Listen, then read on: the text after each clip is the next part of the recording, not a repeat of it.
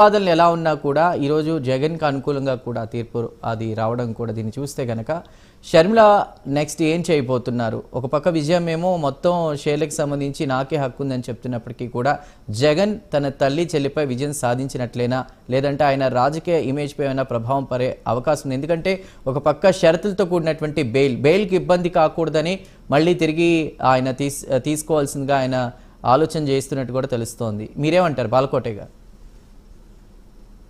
నమస్తే. డిబేట్లో ఉన్న మిత్రులందరికీ పెద్దలందరూ కూడా నమస్కారాలు. అలాగే నైన్ట్రీ వీక్షకులకు కూడా నమస్కారాలు. మిత్రమా, నేను మూడు మాటలు చెప్తా. రాముడికి సీత ఏమవుతుందంటే భార్య అని చెప్పాలి, అంతే తప్ప రాముడు తండ్రి దశరథుడు, సీత తండ్రి జనకుడు, స్వయంవరం, రామరావణ సంగ్రామం చెప్పకూడదు. నేను చెప్తున్నాను, జగన్మోహన్ రెడ్డి గారి చెల్లెలకు సంబంధించిన ఈ ఆస్తుల గొడవ లేదా ఈ కేసుల పరంపర వాళ్ళ కుటుంబ వ్యవహారం, అన్న చెల్లెళ్ళ అనుబంధం. దీనివల్ల రాష్ట్రానికి కానీ రాష్ట్ర ప్రజలకు కానీ తమ్మిడి ప్రయోజనం లేదు. ₹1 బిల్ల రాదు. 2019లో చెల్లెలు షర్మిల జగన్మోహన్ రెడ్డి గారికి ముద్దొచ్చాడు, ఆయన రాసిచ్చాడు. తల్లి అంటే ప్రేమ ఉంది, తల్లికి షేర్లు పెట్టాడు. 2024 ఎన్నికలకు ముందు షర్మిల అన్నను వదిలేసింది, తల్లి అన్నను కొడుకుని వదిలేసింది, షేర్లు రద్దు చేసింది.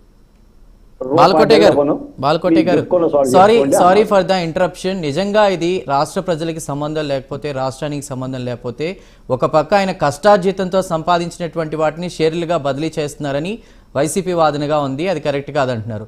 మరోవైపు ఏమో టీడీపీ కూటమి ప్రభుత్వం చెప్తుంది ఏంటంటే ఆయన అక్రమంగా సంపాదించాడు, ఆ సంపాదన అంతా కూడా పంపిణీ చేయడానికి ఏం హక్కు ఉందని ఇలాంటి వాదనలు వినిపిస్తున్న నేపథ్యంలో ఖచ్చితంగా రాష్ట్ర ప్రజలు దీని గురించి చర్చలు జరుపుతారు.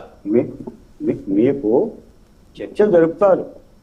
2004లో హైదరాబాదులో ఉండ ఇల్లే నెట్ట నిలువును అమ్మేసి ఎన్నికల ఖర్చుకు పెట్టిన వైఎస్ రాజశేఖర రెడ్డి గారు ముఖ్యమంత్రి అయిన తర్వాత ఇన్ని వేల కోట్ల రూపాయలు ఎలా వచ్చిందనేది పెద్ద ప్రశ్న. 1000 ఎకరాల్లో సరస్వతి పవర్ ప్రాజెక్ట్ ఎలా వచ్చింది, భారతీయ సిమెంట్ ఎలా వచ్చింది, సాక్షి పేపర్ ఎలా వచ్చింది, టీవీ ఛానల్ ఎలా వచ్చింది, ఈసీబీ కేసులు, ఈడీ కేసులు, ఇవన్నీ ఒక చర్చ. నేను ఆ చర్చ జోలికి కూడా పోవటంలా. ఆస్తులు ఎలా వచ్చినాయి అని కూడా నేను అడగటంలా. అక్రమం వచ్చినా సక్రమంగా వచ్చినా కూడా అది వాళ్ళ కుటుంబ ఆస్తులు.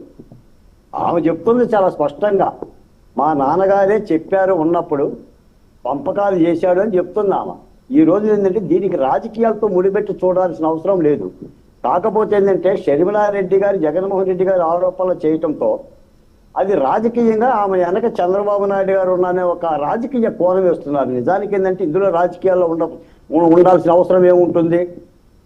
ఆమె మా అన్న నన్ను మోసం చేశాడు అని అంటుంది, మేనగోడలను మోసం చేశాడు అంటుంది, జగన్ అన్న అమ్మమాక అంటుంది. ఇది వాళ్ళ కుటుంబ వ్యవహారంగానే చూడాలి. ఏం ప్రయోజనం ఉంది చెప్పండి? ఈ రోజున జగన్మోహన్ రెడ్డి గారికి ఆస్తులు వచ్చినా, పోనీ షర్మిలారెడ్డి గారికి వచ్చినా రాష్ట్రానికి ఏమైనా రాసిస్తారా? రాష్ట్ర ప్రజలకు ఏమైనా దానం ఇస్తారా? పోనీ P4 పథకంలో ఏమైనా చేరతారా? వాళ్ళ కుటుంబ గొడవని రాజకీయంగా జగన్మోహన్ రెడ్డి గారే మరుస్తున్నారు. మీకు ఒక మాట చెప్తా, జగన్మోహన్ రెడ్డి గారు ఏనాడో చెప్పారు, ఏ కుటుంబంలో గొడవలు లేవు, ఏ కుటుంబంలో అన్న చెల్లెల్లో కొట్టుకోవటం లేదు, ఏ కుటుంబం కోర్టులకు వెళ్ళలేదని ఆయనే అన్నాడు. అది ఆయన చిత్తం. నిజానికి ఏంటంటే మనం ఆలోచించాల్సింది, ఒక మాజీ ముఖ్యమంత్రి స్థాయి కలిగిన జగన్మోహన్ రెడ్డి గారు తల్లి పట్ల చెల్లి పట్ల అనుసరిస్తున్న వైఖరిని, అంటే ఆ నిబద్ధతని, ఆ పెద్దరికాన్ని, కుటుంబం పట్ల ఉన్న ప్రేమనే ప్రశ్నిస్తున్నాం. ఆయన ఇచ్చినా రాష్ట్రానికి వచ్చిన దండగ లేదు, ఆయన ఇవ్వకపోయినా రాష్ట్రానికి వచ్చిన దండగేం లేదు. అది వాళ్ళ వ్యవహారమే. ఈ రోజున కోర్టులో షర్మిలారెడ్డి గారికి ఏదైనా అన్యాయం జరిగినా మళ్ళీ పై కోర్టు ఉంది, ఆ పై కోర్టు ఉంది. ఇంకా కావాలంటే జగన్మోహన్ రెడ్డి గారు ఈ కేసు మీద ప్రత్యేకమైన కోర్టు పెట్టుకొని ప్రత్యేకంగా ఈ కేసు మీద కోర్టు పెట్టుకుంటే కానీ అది తేలుతుంది. లేకపోతే ఇది 2029 ఎన్నికలకు ఉంటుంది, 2034 ఎన్నికలకు ఉంటుంది. షర్మిలారెడ్డి గారు కాంగ్రెస్ పార్టీలో ఉన్నంత వరకు, పిసిసి అధ్యక్షురాలుగా ఉన్నంత వరకు ఉంటుంది. ఇప్పుడు వాళ్ళు చేస్తున్న పని అది. నేను ఒక మాట చెప్తాను సార్, ఇందాకనే నేను విన్నా జగన్మోహన్ రెడ్డి గారు ఒక మాట అన్నారు, ఏదైతే విత్తుతారో అదే పండుతుంది, అదే చెట్టు అవుతుంది, తిరిగి చక్రవడ్డీతో సహా చెల్లిస్తాం అని వేదాంతం చెప్తున్నారు. ఏం విత్తుతారు? 3,500 కోట్ల రూపాయల మద్యం కోణంలో అరెస్ట్ చేయటం విత్తడమా? వల్లభనేని వంశీని, నందిగామ సురేష్ని, మిథున్ రెడ్డిని, చెవిరెడ్డిని అక్రమంగా అరెస్ట్ చేశారని జగన్మోహన్ రెడ్డి గారు చెప్తున్నారు. ఏం విత్తారు? నువ్వు విత్తితేనే కదా వాళ్ళు అరెస్ట్ అయ్యింది.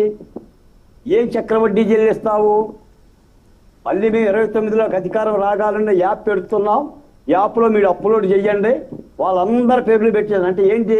ఇది రాష్ట్రమా లేకపోతే రావణ కాష్టమా? ఏం చేస్తారు? చంపేస్తారా? కొట్టేస్తారా?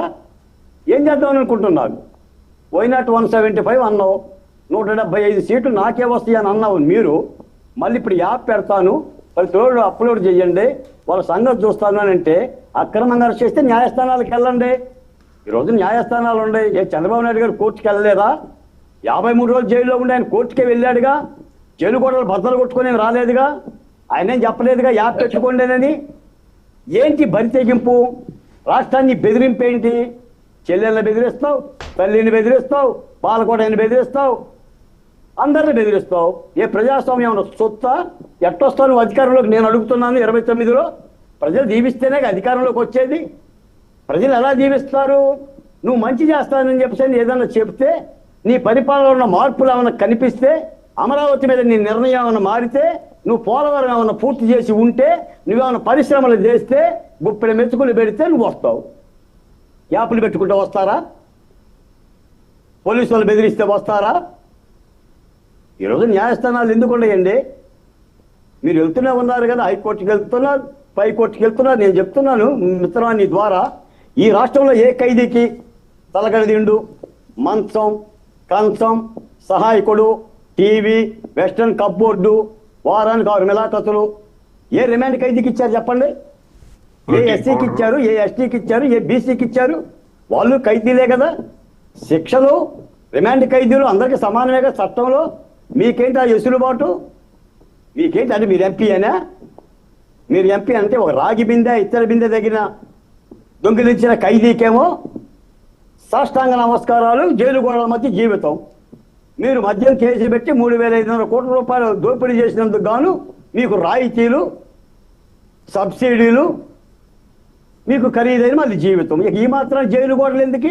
హాయంగా ఆ పెద్దిరెడ్డి గారి ఇంట్లోనే పెట్టుకుని 4 కానిస్టేబుల్ని పెట్టుకుని కాపలా కాసుకోవచ్చు కదా. దీనికి న్యాయస్థానాలు అవసరమా? తిరిగి ఆలోచించాలి. జైలు శాఖ చెప్పింది, మాకు జైలు మాన్యువల్ ఇలాంటివి ఏం లేవు, మేము వీటిని కల్పించలేము అని. ఇప్పుడు ఆ రోజున చంద్రబాబు నాయుడు గారు జైలుకి వెళ్ళినప్పుడు కూడా 72 అడుగుల ఎత్తులో గోడలో భద్రంగా ఉన్నాడు చంద్రబాబు నాయుడు గారు. ఏంటి రంభావరుషాన్ని పంపిస్తారా? జైల్లో దోమలు కొట్టకపోతే ఏం కొడితే అని అడిగారు. మమ్మల్ని అడిగారు. చంద్రబాబు నాయుడు గారు చాలా పెద్ద వయసులో మాజీ ముఖ్యమంత్రి, ఆయనకి ఇండియన్ కప్బోర్డ్ ఇస్తున్నారు, చాలా దుర్మార్గం, దోమలు ఉన్నాయి అని అంటే ఎగతాళి చేశారు. మీకు వర్తించవా? అయినా అన్యాయంగా అరెస్ట్ చేసినట్టు చెప్తారేంటి సార్? మేము అడుగుతున్నాం, ఈ రోజు కూడా అడుగుతున్నాం. ఈ డిబేట్ సందర్భంగా పెద్దల మోహన్ రెడ్డి గారు ఉన్నారు. ఇది జగన్మోహన్ రెడ్డి గారి నైతికతకి సంబంధించిన ప్రశ్న.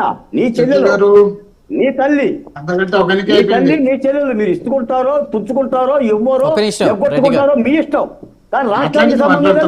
ఆయన 3 పాయింట్స్ అని మాట్లాడుతున్నారు, క్వశ్చన్ చేశారు, దానికి మీరు ఆన్సర్ చెప్తారు. కానీ రెడ్డి గారు, నేను మీ దగ్గరికే వస్తాను నెక్స్ట్.